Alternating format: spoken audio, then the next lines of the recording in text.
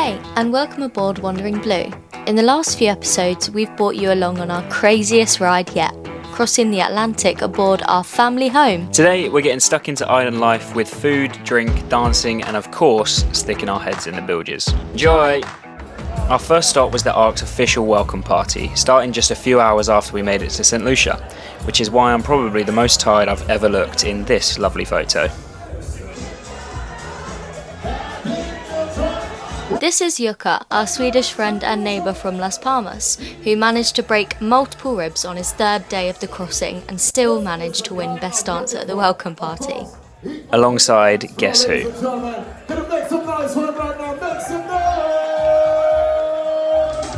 These guys weren't allowed in the competition.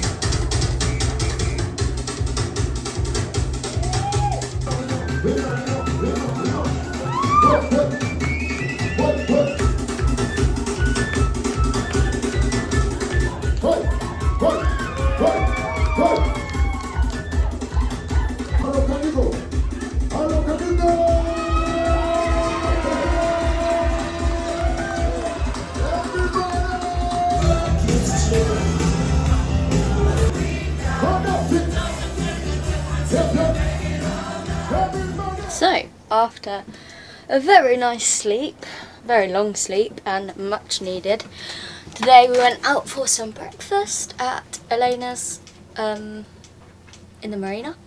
Had a cheese and egg and sausage bagel and it was very good. And my first coffee for pretty much nearly a month. It tasted very good. Just chilling around today, sorting everything out, tidying up, cleaning, and I have been sorting our bedroom out. So I've put all of our colder weather trousers and stuff back in the box in the wardrobe, and in here we've got all of our bikinis, snorkeling gear, swimsuits, wetsuit stuff ready for St Lucia. Not much to see at the moment, just cleaning around. I'll catch you later.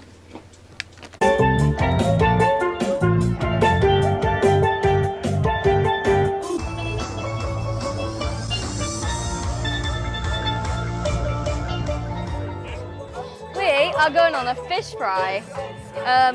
First one of the season. We're headed down to Castries to the street party, food market sort of thing. On a water taxi of some sort. Big catamaran. Yeah. See the sunset? I'm not sure. What is it? It's rum punch. Oh. Rum punch. Woohoo! We are on. And we're going to Castries. Whoop whoop! I got like a Doberman watching.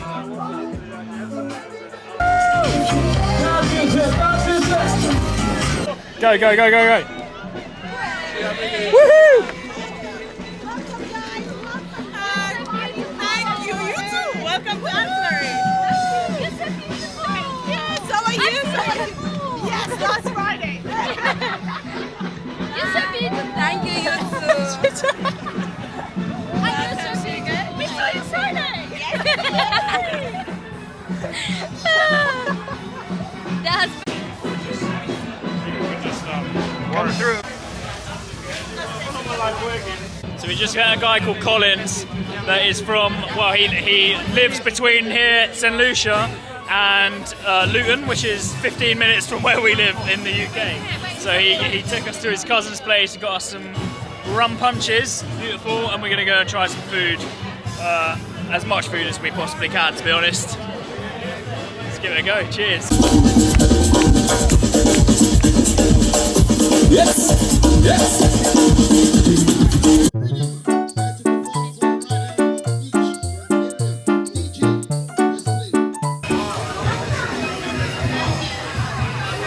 Look at that.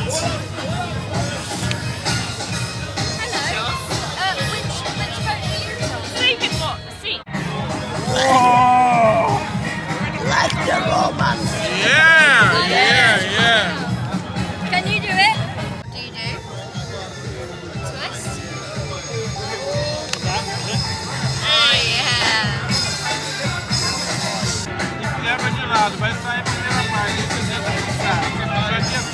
Like a lollipop.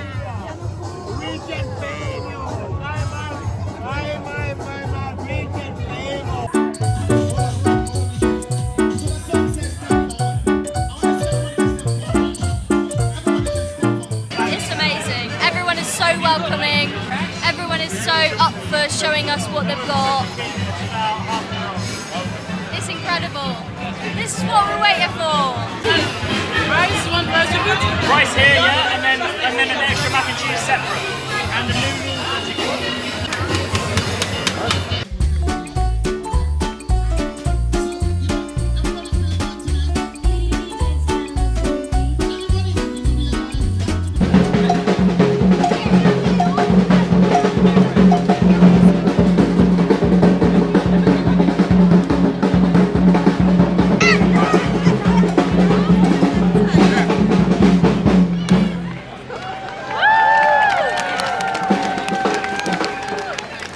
Yeah, we've got about an hour until the boat leaves.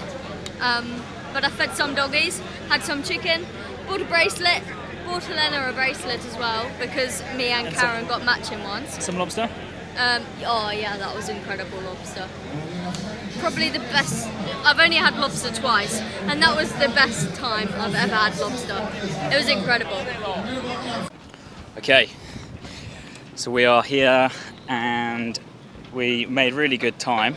So despite it being 32 degrees here in St Lucia today, we're getting the Christmas tree up.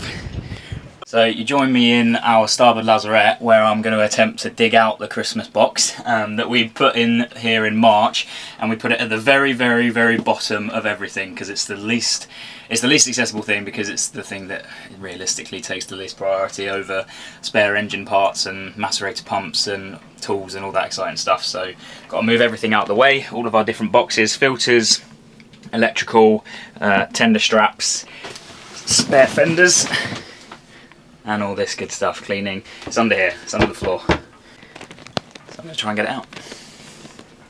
And here, in the underfloor area, is the deep, dark, never needed to be accessed stuff. Where's the Christmas box? I think it's this side, which is even less accessible.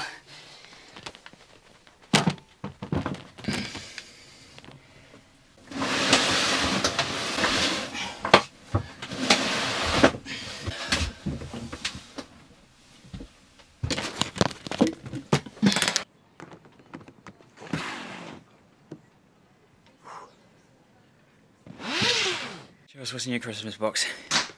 We've also got the Polar Express on telly, taking advantage of Marina Wi-Fi. We've got a tablecloth. Oh, this is ours for our bedroom. Another mini Christmas tree. I think that's the main Christmas tree. Yeah. Because there's not really much space to put a big Christmas tree, and it would probably fall over. We've got some Christmas napkins, battery Christmas lights, pillowcase, some pearl string lights, lots of lights. Lights are what make it look magic. Some, Nice. yeah. There's a lot there, so. Some bauble lights. What Harry and Karen look really excited to be doing here is inputting all of our Sea Labs data from the handwritten sheet into a spreadsheet to send off to them. More on that later. So, we bought these from the fruit lady at a stall when we were on our way to the mini market yesterday in the Marina. And these are mini mangoes. So I'm going to try one. I've already got one in here 9.72. that I've sliced. 13.6. Let's see. Sorry, 11.5. 11.64. 12.09. Whoa. 12.09. 13.2. That is the most 13.32. flavourful mango I've ever had in my life. I wonder if that's because they're smaller, so they have more flavour. It's incredible. 73.164. Woohoo! Well done, Because guys. that says it should be like -100. All that information. And on the back. 363 data points recorded for Sea Labs on our transatlantic crossing, and all of that will go towards scientific research. Loads. Like, I think there was 22 of us on the Ark that recorded data for Sea Labs, and it all goes towards helping them basically track the condition of the ocean. Even just reading it out now, we can see themes like temperature changing as we get further south, pH increasing as we get further south, and same with salt percentage as well. So yeah, loads of stuff that I'm sure they'll obviously know a lot more than us about, but it's cool to help in a little way. Well done, us. In his hat, we are starting to tick off our boat jobs list. No! No! We've got the jib out because there was no wind. But it's sort of picking up a little bit now. Giving it a rinse, giving the line a rinse. Put all the lines from the carousel in the bucket to soak. And now we're just laying them out to dry. It's very hot. It's very hot indeed.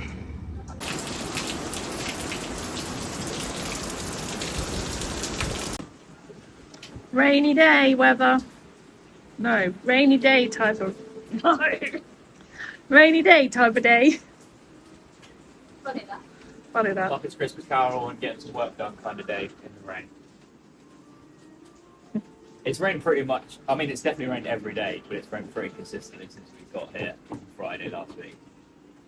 Yeah, but we thought it would be more like a set time every day. And then you know to shut down your hatches at 10 to 12. But it's been on and off. Constant. Yeah. That's alright though. It's only the start of dry season. We sent our data off for Sea Labs a couple of days ago, and we've just had a reply from them. So they said, many thanks for this diligent work. Taking 34 samples is a great achievement.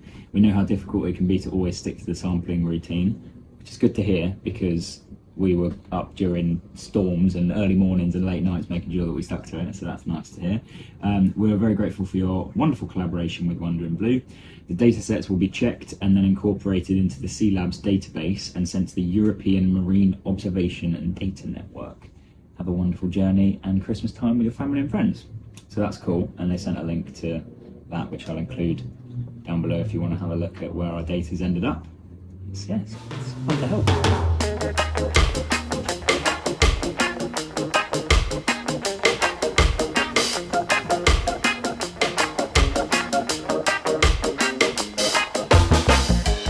Getting some boat jobs ticked off. Harry's cleaning the aircon strainer and Richard is changing the water heater diode which sits in it and collects all of the calcium so that it doesn't destroy the inside of the heater. Fun job. Yeah, so today's just about ticking stuff off before we properly relax into St Lucia life. So I'm going around and lubing up all of the inlets and outlets for water throughout the boat. They get sort of like seized up sometimes when they're being used a lot or not used a lot. So going around opening and closing with the WV-40, and I'm also cleaning all of the strainers, so engine, generator, aircon, water maker, anything that pulls in salt water has a strainer on it like this that stops any rubbish getting in, and they need cleaning every now and then. Usually we just take this out, give it a good clean, but I'm doing a proper deep clean today, so taking it out and then the tub that it sits in, also draining all of the water out of that, giving it a proper good anti-bac scrub with an old toothbrush, and then pouring water back in to prime it, running it, and it should be all clean and good to go for another few months. It's not perfect. It's gonna overflow anyway. Might have a small air bubble in it, but as long as it's not like more air than water, then it will just prime itself eventually. Next week we see what the local fruit vendors have to offer, get a police escort, win an award, and spend even more time with our heads in the bilges. See you there!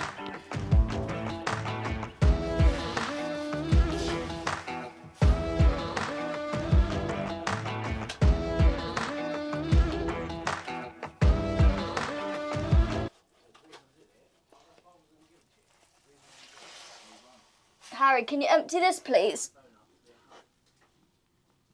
Oh.